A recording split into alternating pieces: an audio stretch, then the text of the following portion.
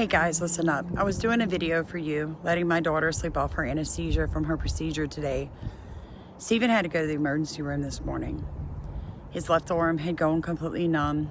He was having bad sweats yesterday. I was concerned it was heart related. My husband has a small aneurysm on his brain. And I'm in Seattle. So that's what I'm gonna do. I'm fixing to call the airport. I'm going to try to get a direct flight. I'm not going to be able to fly home standby because it would take too long. Too many stops, too many risks, too many chances that I wouldn't get on the plane. And I could be stuck in the airport for a day, if not longer. So please pray if you'd like to row in our boat, because I've no doubt I'm fixing to use everything I've got in savings to get back home to him. You can look in the top of comments. If you don't want to, you don't have to. Enjoy this video. I hope it educates you guys. Please pray. In Jesus' name, please. Okay, folks, so let me say this to you.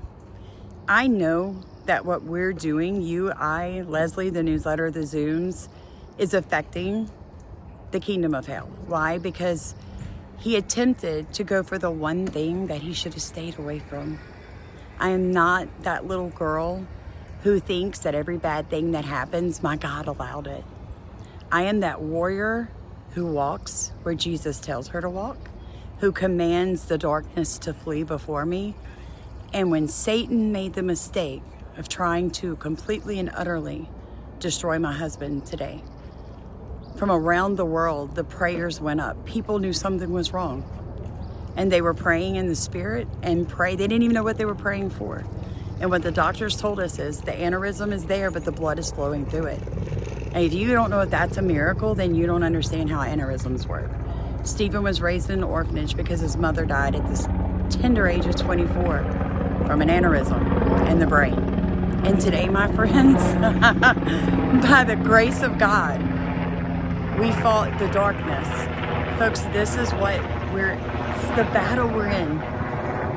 This is the battle we're in. Enjoy the video. No fear, folks. It looks like we're gonna win in the end, which the Bible tells us anyway, right?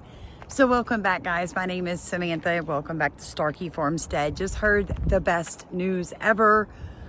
Looks like we're going to be able to uphold Trump's executive order ending birthright citizenship. Now, what does that mean? Well, you see a lot of people claim that in the 14th Amendment, it says anyone born on American soil is guaranteed citizenship. Well, yes and no. See, there's this funny little clause inside of that amendment, subject to the jurisdiction thereof. In other words, if you're a Chinese citizen, a CCP citizen, you come to the United States, you have a baby here, your baby is no longer just guaranteed citizenship because the parents of that child are not underneath the jurisdiction of the United States. It is not that hard to understand. Let me put it to you in layman's terms. You have a child. I walk up and decide I'm just going to spank your child. I'm just going to pick your kid up. I'm going to spank them because I don't like the way they're behaving. And when you're like, what the heck, lady? Get your hands off my kid. I go, Your child's underneath the jurisdiction of me. Doesn't make any sense, does it? That's your child. Just because it's by me doesn't mean that I now have jurisdiction over your child. Citizenship's the same way. Just because you come to America, especially if you come illegally, undocumented, and we don't want you, then you can't just drop babies and claim that they're citizens of the United States because they're within the United States. Because, see, they're not supposed to be within the United States. You forgot that little thing that you broke the law, federal law, to get here.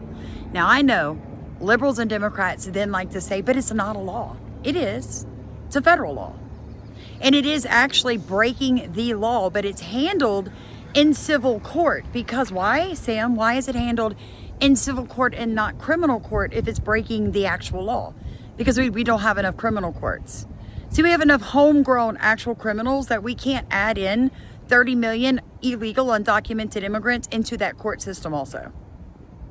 You're welcome. The next thing, folks, I know it's uncomfortable for some of you to hear this, but the Social Security system that all of us have been paying into our entire lives, and our parents also, is a form of socialism.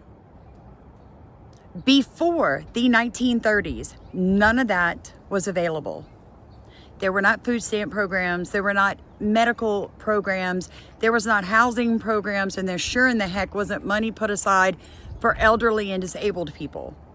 Because your community did that. You got to keep all of your money, and the government wasn't in these programs. As soon as we started food stamps, food prices went up. Why? Why, Samantha? What does that got to do with food, Sam? Because see, people understood they could charge whatever they wanted, and the government was willing to pay for it.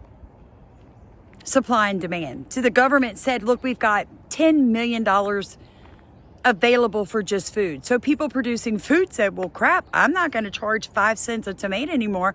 I'm going to charge 50 cents. If you, the worker, can't afford it, go get food stamps from the government, because no excuses, you're going to get fed. Government started handing out vouchers for housing. What happened? Go look at the charts. It's right in front of your face. When the government gets involved in social programs, the cost of everything that program is supposed to be helping with becomes greater on the people who pay the taxes. It's not rocket science. It's directly in front of your face. When the government started Social Security and retirement, do you want to know what Americans did? It's very simple. You can go look it up yourself. People quit paying off their homes. People stopped being debt-free. Why? Because they knew when they retired, they were going to get a set amount of money every month. They knew it. So they knew that they could just do whatever they wanted. Guys, I know you think that you have to have all those programs in place to survive, but you don't. Now, some of you are already caught up. You're in your 60s, 70s, 80s, and 90s. There's nothing you can do anymore. There's no fixing it. That's all you've got. Your house is, if it's paid off, you can barely afford your property taxes. You're probably thinking about remortgaging your home. Your doctors are terrible. Why? Because the government got involved in the medical. Government decided that they were going to make, it affordable for everyone. And what really happened? The middle class got kicked. It happens every time. So you, America, have to make up your mind. Are we going to be a socialist country? Or are we going to be a capitalist free society where people are responsible for themselves and they build their own social nets through family, community, church, and doing the right thing? Is the government your mama and daddy, or is it not? That's what you have to decide. I already know what I've decided. I'm debt free. I have no credit cards, none. I pay for it in cash, and I live in a mobile home. That's paid for. I grow my own food. That's paid for. And I drive used vehicles. That's paid for. It's all by choice. But I sleep like a baby. So my question to you is, which life do you want? What do you want for your children? Do you want the government telling them how much they can make every year? Or do you want them to have the chances that God in heaven intended for them through the Constitution of the United States? That is for you to decide, America. And it's going to show when you vote. Love you guys. Be safe. Like, comment, and subscribe. By the way, stop being so flippin' sensitive. The new people that pop on my channel, they pop back off, then they pop back on. I can tell. I can see it. Stop. I don't care about feelings. So if you can't watch people like that, if you just can't hear facts without feelings, I'm definitely not the right channel. For the rest of you, love you so much. Be safe. By the way, my daughter did amazing. So I'm just letting her recover from anesthesia. She'll be home in a couple of days. Back on the form I go.